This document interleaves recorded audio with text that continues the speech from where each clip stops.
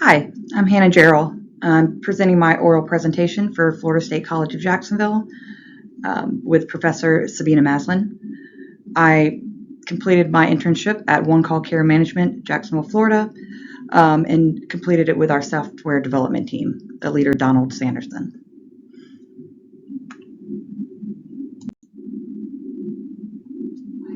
For our agenda, I'll start with a quick introduction of myself and One Call as a company.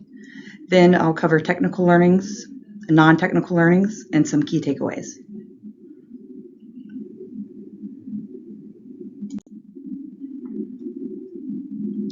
Who is One Call?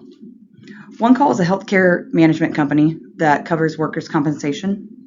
We provide care management and coordination between the injured workers or patients themselves, insurance companies, some as big as Sedgwick, Gallagher Bassett, and for our providers, such as our physical therapy offices, doctors' offices, etc. We have about 5 homegrown applications in each of our business units,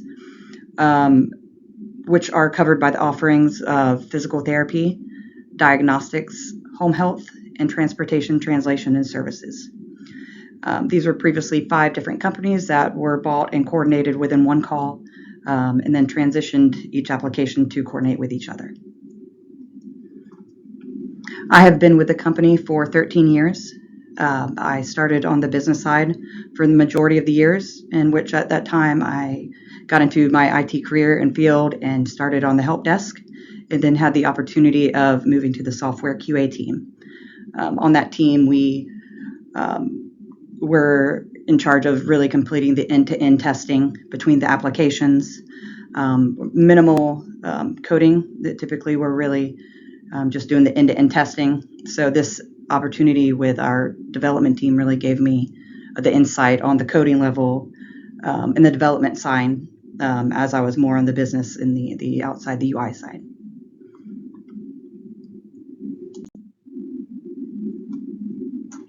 Majority of what I supported was a request from our DAP team. Now, this was a newer team. It's been around about 2 years now, in charge of data and pruning. As I mentioned, we have a history of 4 or 5 different companies that have been around for a long time, and needed to update and coordinate our system. So over time, as you know, data, we collect a lot of data, and what we collect also is patient data, which is very secure. So it's important that we're looking at the data that we collect to ensure it has integrity. We're just not holding on to too much that really ties down our systems and our servers, and makes it easier to pull through requests. This example here is one. This is due to just HIPAA regulations. I took an example of a email request I received and manipulated a few of the words here.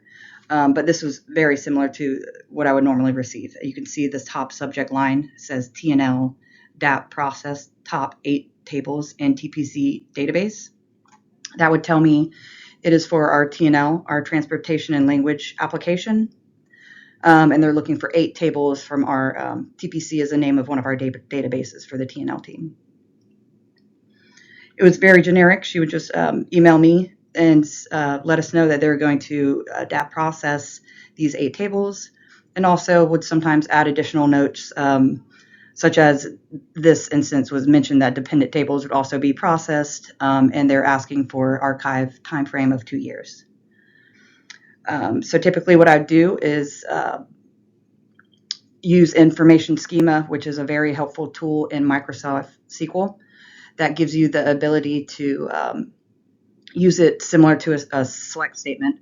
And with the information schema, you can put in either partial table names and find, if you only knew, maybe one name out of the full table name, you could find the table name that way.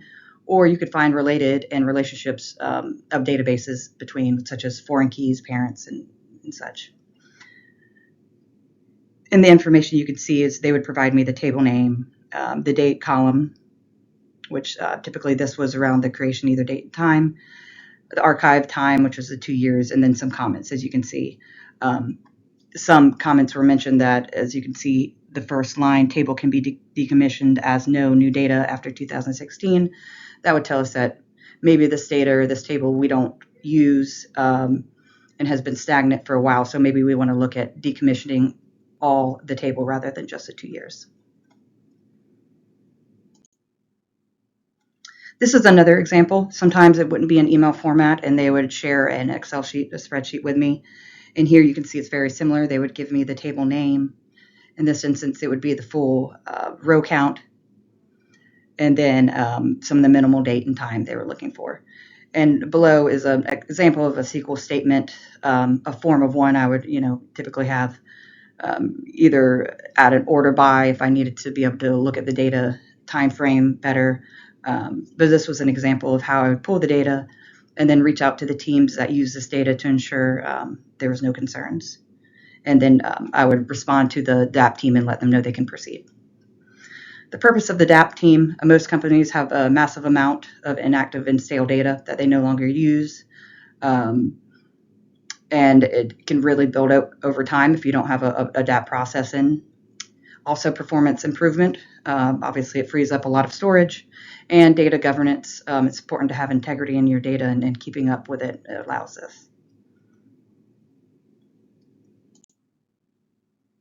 Some important non-technical qualities, which I was probably most surprised that I would learn from working with this development team. I wanted to just point out a few that I felt were really important. Accountability. You'll work with many different personalities in the IT field. One example of the need for accountability is you feel you might not complete your work by deadline and the clients are expecting a new feature to be implemented. The sooner you make leadership aware that you might need more time to reduce the risk of notifying a client in the last minute and miss deadline. And that builds more rapport with your leadership as well as your clients. Even though it might be hard to accept that maybe you won't make a time, bringing that up beforehand and showing that you will always be transparent is very important as you're building rapport with your leadership. Also, stretching yourself. Your company is implementing, an example of this would be that your company is implementing new technology such as an AI tool. Scheduling time outside of your work to learn a new tool or acquire a new certificate to stay competitive would be an appropriate response to this. The IT field is and always will be a very competitive place, and it's important that you are taking the time outside of your normal work schedule to make sure you're always furthering the education to make yourself competitive. One I must think is the most important would be the ability to handle difficult personalities. For instance, a coworker from another team gives you a passive-aggressive response and makes you feel belittled. An appropriate response, unless it is egregious act, you would deal with all types of personalities. As I've mentioned, it's important to be able to let those moments pass and not take it personally, because there's a good chance you might need that person for either questions yourself or to further your learning, and you'll need that person. And it's very important that you don't let small things stick with you.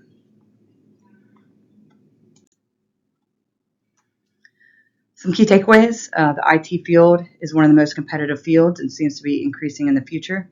As I've mentioned, I think those three qualities really come importance at that time. Your career is your responsibility. You should always be improving your skills in your resume. There's always a new tool out there, a new language, new framework to learn. It's really important that you keep up with it. Your personality, problem solving, and ability to adapt can sometimes be more important than any technical skills. You'll notice as we get more competitive, there's a lot of tools that are meant to quickly go through resumes, and you might not have a chance to get in front of as many faces as you want to, and it's important as when you do have that opportunity to really show your character and what you can bring as well. You may not always receive formal training at a new company or position and must be able to self-teach. That, I believe, is very important, that you take the initiative. If you're not given something, not to blame others, but to take that initiative and try to work through it and ask questions where you can. And last, as I've somewhat mentioned before, keep a list of most popular languages, frameworks, or tools. The IT field, there's always changing. And it's important that you market yourself the best you can and take the initiative to keep yourself up to date. Thank you. Please reach out if you have any questions.